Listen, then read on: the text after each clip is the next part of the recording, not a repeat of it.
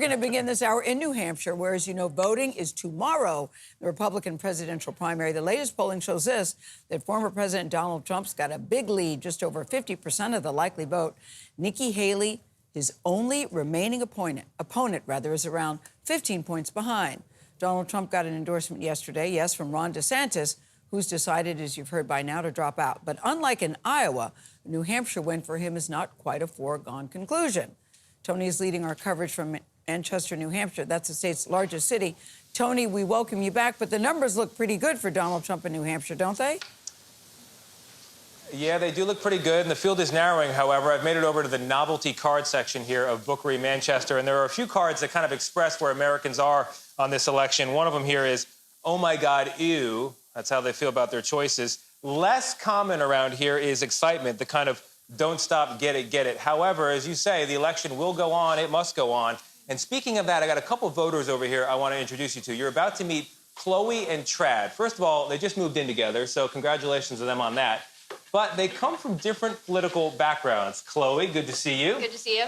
Thank you for doing this. Trad, thank you very much. Of course. Huge congrats on living together. That's a big step. That's a big step. But you're voting differently. And Chloe, you're going to vote Republican, Nikki Haley. Yes. How come?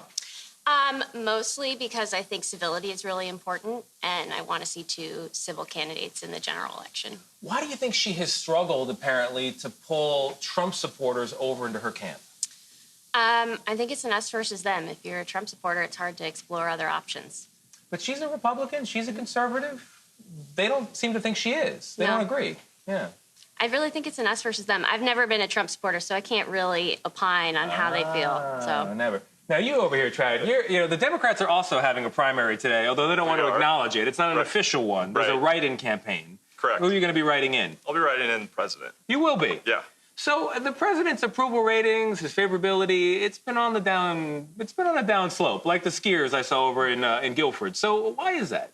He's the leader of the party, and he's the sitting president, and he's running again. And I think that, just as Chloe said, we want two civil candidates. We want to show unity, and he's our president, so I'm voting for him. So this is one of the big points of discussion in this campaign. Nikki Haley says she's the best one positioned to beat Joe Biden. A lot of Democrats seem to think, off the record or on background, that actually a Joe Biden-Donald Trump matchup would be better for Democrats. Who do you think would be easier for Joe Biden to beat?